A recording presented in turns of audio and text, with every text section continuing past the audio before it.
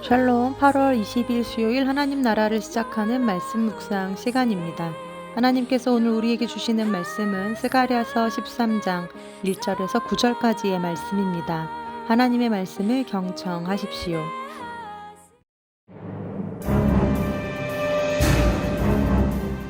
그날에 죄와 더러움을 씻는 셈이 다윗의 족속과 예루살렘 주민을 위하여 열리리라. 만군의 여호와가 말하노라. 그날에 내가 우상의 이름을 이 땅에서 끊어서 기억도 되지 못하게 할 것이며 거짓 선지자와 더러운 귀신을 이 땅에서 떠나게 할 것이라. 사람이 아직도 예언할 것 같으면 그 나온 부모가 그에게 이르기를 내가 여호와의 이름을 빙자하여 거짓말을 하니 살지 못하리라 하고, 나온 부모가 그가 예언할 때에 칼로 그를 찌르리라. 그날에 선지자들이 예언할 때의 그 환상을 각기 부끄러워할 것이며 사람을 속이려고 토롯도 입지 아니할 것이며 말하기를 나는 선지자가 아니요 나는 농부라. 내가 어려서부터 사람의 종이 되었노라 할 것이요, 어떤 사람이 그에게 묻기를 내 두 팔 사이에 있는 상처는 어찌 됨이냐 하면 대답하기를 이는 나의 친구의 집에서 받은 상처라 하리라. 만군의 여호와가 말하노라. 카라 깨어서 내 목자 내 짝된 자를 치라. 목자를 치면 양이 흩어지려니와 작은 자들 위에는 내가 내 손을 들이우리라. 여호와가 말하노라. 이 온 땅에서 3분의 2는 멸망하고 3분의 1은 거기 남으리니 내가 그 3분의 1을 불 가운데에 던져 은같이 연단하며 금같이 시험할 것이라. 그들이 내 이름을 부르리니 내가 들을 것이며 나는 말하기를 이는 내 백성이라 할 것이요, 그들은 말하기를 여호와는 내 하나님이시라 하리라.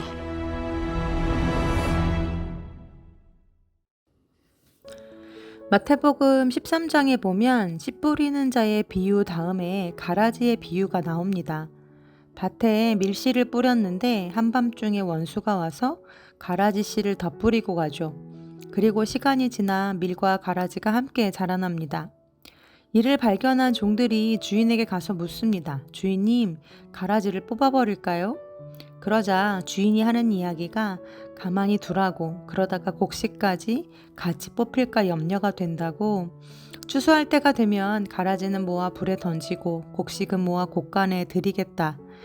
이렇게 이야기하는 비유입니다. 오늘 우리가 읽은 스가랴 13장 말씀도 마지막 날에 일어날 일들을 보여주고 있습니다. 하나님께서는 더러운 우상과 거짓 선지자들을 이 땅에서 완전히 끊어내실 것이라 말씀하십니다.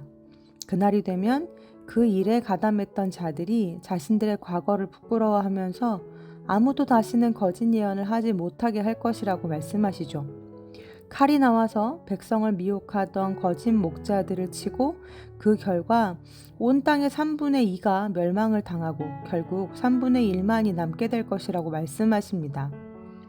그마저도 그들을 불 가운데 던져서 연단하실 것이라. 그래서 결국 그 과정을 통과한 극소수의 사람들만이 내 백성이 되고 나는 그들의 하나님이 될 것이라고 말씀하시죠. 오늘의 말씀을 묵상하면서 두 가지 질문이 떠올랐습니다. 첫째는 어차피 심판하실 거면 왜 지금 당장 심판하시지 않으시고 그날까지 기다리실까 하는 거였고, 두 번째는 과연 이 과정을 거쳐서 살아남는 자들이 몇이나 있을까? 라는 것이었습니다. 그러다 떠오른 말씀이 바로 앞서 말씀드렸던 가라지 비유였습니다. 하나님은 끝까지 기회를 주시는 사랑의 하나님이십니다. 동시에 죄를 미워하시고 그 작은 죄마저도 간과하지 않으시는 심판의 하나님이시죠. 그렇다면 가라지 비유 속에서 주인이 곡식과 가라지를 당장 갈라놓지 않는 이유와 오늘 본문에서 하나님이 심판을 유보하시는 이유가 닮아 있습니다. 결국 진짜 당신의 백성들을 가려내시기 위함입니다. 말씀을 묵상하다 보니 오히려 이런 생각이 들었습니다. 처음 심판에서 멸망한 자들의 죄보다 심판에서 한번 살아남았지만 끝내 회개하지 않은 자들의 죄가 더 무겁지 않을까? 그들이 처음 심판에서 살아남은 것은 죄가 작아서나 혹은 죄가 없어서 살아남은 것이 아니었습니다. 밀 속에 섞여 있으면서 자신이 밀인 척 속인 죄, 인내와 긍휼의 시간을 지나면서도 돌이키지 않은 죄, 그리고 무엇보다 하나님의 기다리심과 사랑을 업신여긴 죄가 더 무겁게 쌓여갔을 것입니다. 그리고 결국 그 죄는 더 크고 엄중한 심판을 불러오겠죠. 로마서 2장 1절에서 6절 말씀에 보면 이런 자들을 향한 하나님의 경고가 나오는데요. 이해를 돕기 위해 공동번역 성경으로 말씀을 읽어드리겠습니다. 그러므로 남을 판단하는 사람이라 하더라도 자기는 죄가 없다고 말할 수는 없습니다.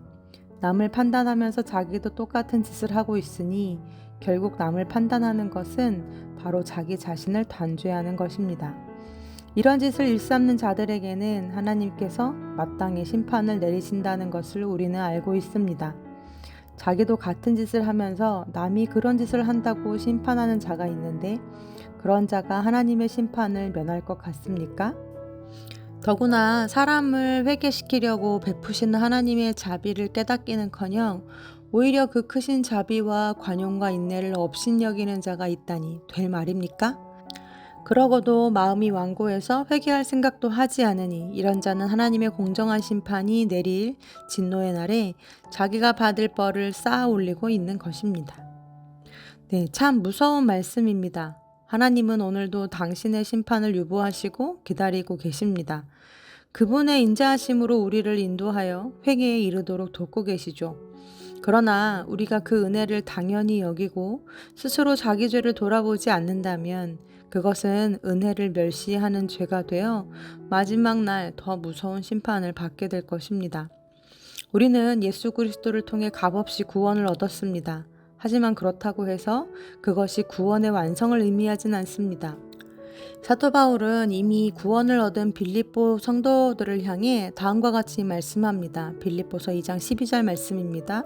그러므로 나의 사랑하는 자들아 너희가 나 있을 때뿐 아니라 더욱 지금 나 없을 때에도 항상 복종하여 두렵고 떨림으로 너희 구원을 이루라. 아멘.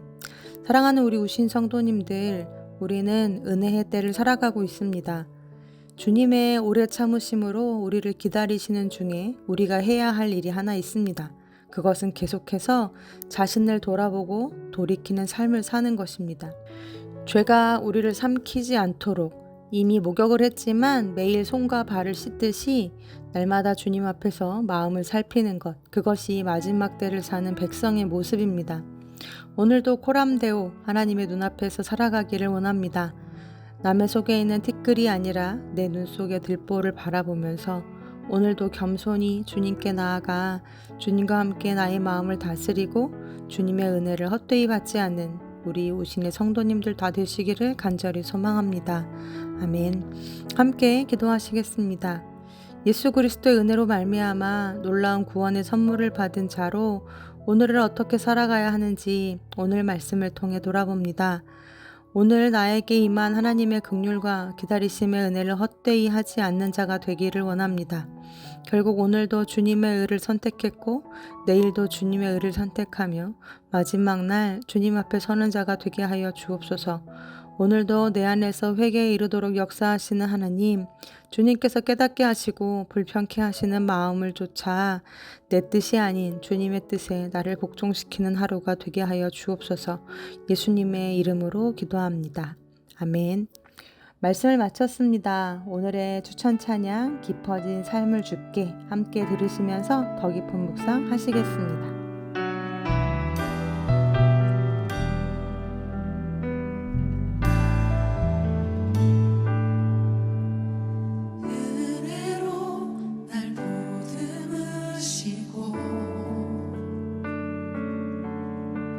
사랑으로 품어주셔도